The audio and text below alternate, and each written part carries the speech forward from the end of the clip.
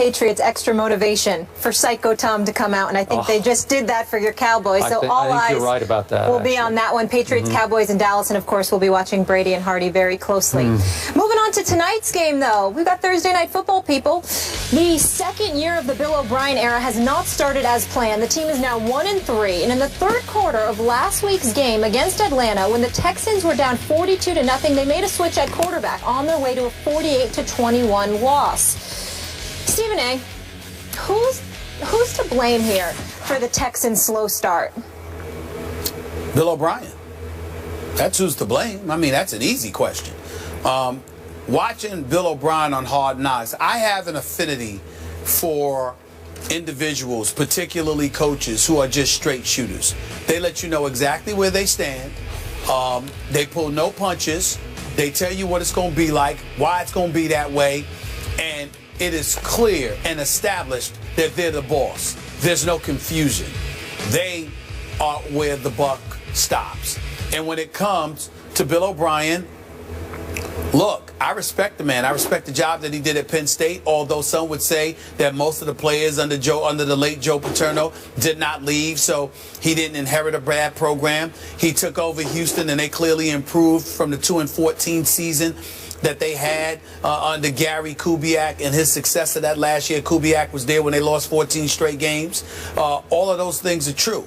He did improve, but let's call it what it is. Bill O'Brien had an opportunity to draft a Teddy Bridgewater. He had an opportunity to draft a Derek Carr. To a lesser degree, Johnny Manziel, who was drafted before both of those guys, but whose success hasn't been the same as those other two as of yet.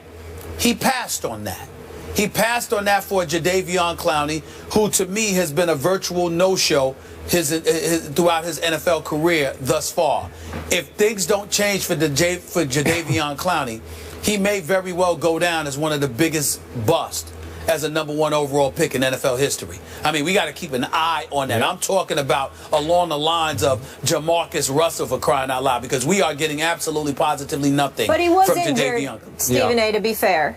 He was injured. He was injured, whereas whereas Jamarcus Russell was just fat. Yeah. Where Jadeveon Clowney, he was injured. But the point that I'm trying to make is that, well, you know what? There was some questions about him coming out of South Carolina, not just about his zest to play the game, but about whether or not, injuries was something that he was worried about and stuff like that. Well, if you have those questions, his talent jumped off the screen. There was no doubt about that. But the flip side to it is that on the NFL level, when somebody is questioning your zest to play the game of football, you've got a problem. Well, Bill O'Brien and those boys, Rick Smith and those boys, elected to go in that direction. Fair enough, because his talent spoke to that. But the quarterback position is the most important position on a football field. And evidently it did not appear to be that way with a Bill O'Brien and Rick Smith. So when I look at it from that perspective and I see the trouble that they're having, it's raising red flags. Because even though their defense can be considerably better, the fact of the matter is their offense has been the problem. Their offense was the problem when Matt Schaub was there. Even when he was throwing 400,000 yards plus, when he got to the postseason, he looked like a deer in headlights. And then now, since he's been gone, you can't find anybody that can look halfway decent in the regular season. I mean, you got people that want to crown Ryan Fitzpatrick as the second coming because of how respectable he made them look last year. So clearly your quarterback position is a problem.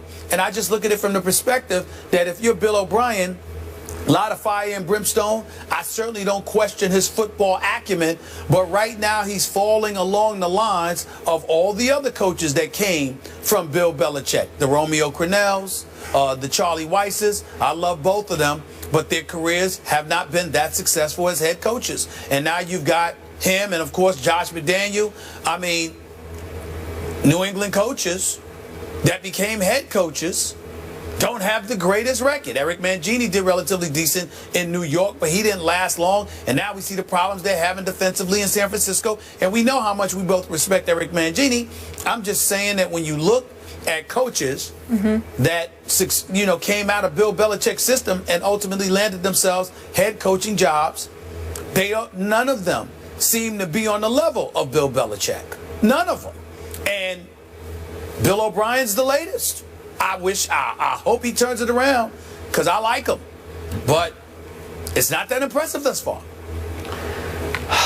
I'm with you. I also like Bill O'Brien. But before I get to him and expand on your points, I got to make a quick one about J.J. Watt. I believe the week you took off right before football started, the story broke that NFL.com had ranked the top 100 players in today's pro football. Right. And J.J. Watt was ranked #1, the most valuable player in all of pro football, regardless of position, quarterback, running backs, receivers, J.J. Watt. And That's my ridiculous. response that day was, J.J. what? J.J. Watt? Seriously. So now I ask again the same question I asked back in August. How can a defense that was behind 42-0 at Atlanta last Sunday feature the best player in pro football? How can J.J. Watt now be part of a team that over the last 2 years and now these 4 games of this year is 12-24? Is that the MVP of the league? What is he doing to lift that team above 12-24? I don't know. I admire him greatly at his position. You know, as an inside pass rusher, you'd have to say he's the best, but the most valuable player in pro football, I don't think he'd be in my top 10. He's in, it seems like at least 10 national TV commercials, God bless him, but it seems like he's being overrated as that guy who can do that for that team. Now back to the preseason, in which week after week I watched Hard Knocks featuring J.J. Watt and Bill O'Brien. I enjoyed it. I did too, but I sat right here and I first guessed this. I'm not 20/20 hindsight. I said, my goodness, Bill O'Brien is really getting full of himself. He is really enjoying his breakout star performance on Hard Knocks, maybe to a fault, because he seems more and more self-aware and camera conscious. And we know some people around television can get camera conscious, where you see that red light and you gravitate to it. And it seemed like Bill O'Brien started acting like the guy everyone expected him to act like instead of just being Bill O'Brien.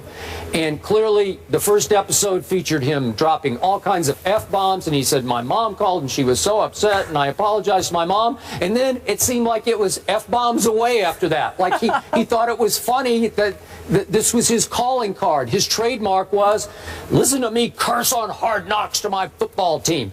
And he got a little carried away with it. Maybe his team got a little carried away with it. And I remember him battling back against all the criticism and concern about you don't have a quarterback. We do have a quarterback. And by the way, he is a quarterback coach and a coordinator. He is the overseer of that offense.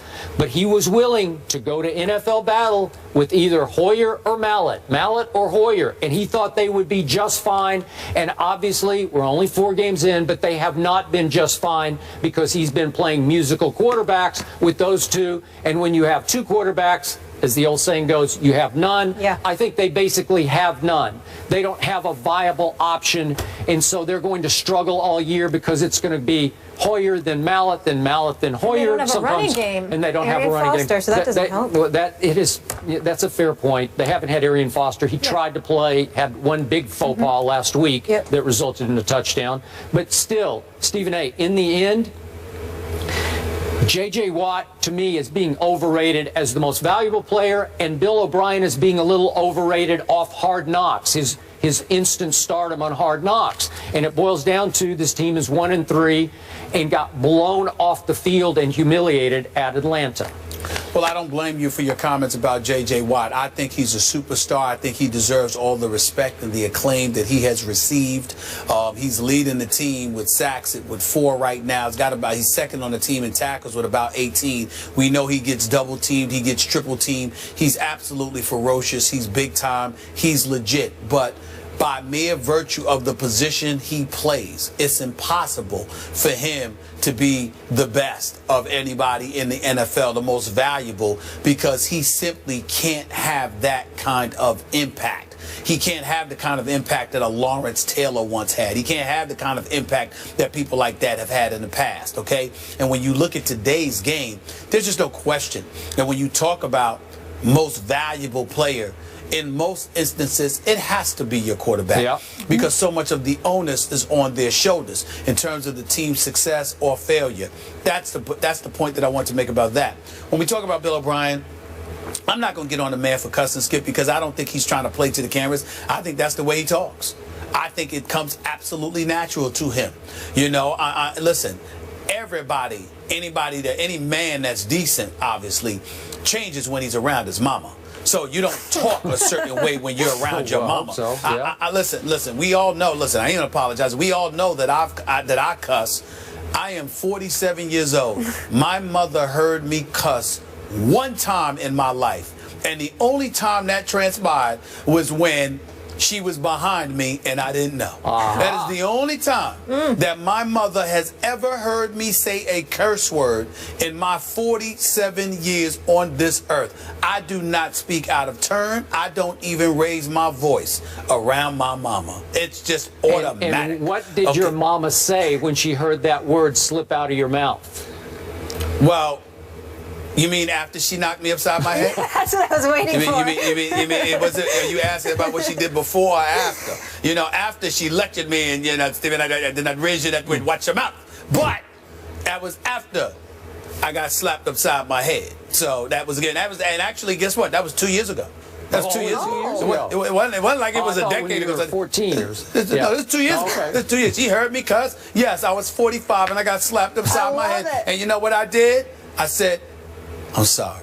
Yeah, because she's mama. So, yeah, mama. But away from mama, you know, you're going to do certain things, okay? So that's just the way it goes. Now, when I think about Bill O'Brien, you know, he doesn't need, you know, I don't think he was playing for the cameras. I think that's just who he is, Skip. But I think the indictable offense against him is that he turns out to be like most other coaches. People are forgetting what makes Bill Belichick special. You point out Tom Brady. You know what I point to, Skip? His courage to pick Tom Brady, to bring Tom Brady in there. And when Drew Bledsoe came back and was ready to go, he said, no, we're going to stay with Tom Brady. You got to remember, Tom Brady wasn't Tom Brady at that time. And even the games that he put forth, they weren't spectacular. But Bill Belichick saw something and didn't care about the money Drew Bledsoe, was getting paid, and said, this is who we're going to go with, even though Tom Brady was stellar. And a lot of people felt that Bill Belichick should have made that move. Unfortunately, what we see from Bill O'Brien and as other coaches, they tend to lean towards what they're familiar and comfortable with, understanding that very thing goes against everything the NFL is supposed to be about. You ain't supposed to be comfortable. You ain't supposed to be secure. It's supposed to be up in the air. You're supposed to wonder, because the game demands that. And the fact that we've got both Hoyer and Mallett on the squad, two former New England Patriots, you know, he's comfortable with them. I believe it's costing him, because he picked dudes he was familiar with, as opposed to going out there and taking a chance on somebody whose potential could potentially be greater, but is also unknown. Last quick point. If Bill O'Brien, who once coached Tom Brady, had Tom Brady right now, they just well could be 4-0. I agree with that. If anyone had Tom Brady. Good news for Bill O'Brien and the Texans may be here. According to our Adam Schefter, Matthew Hasselbeck is expected to start in place of Andrew Luck tonight in Houston. This just in. Up next.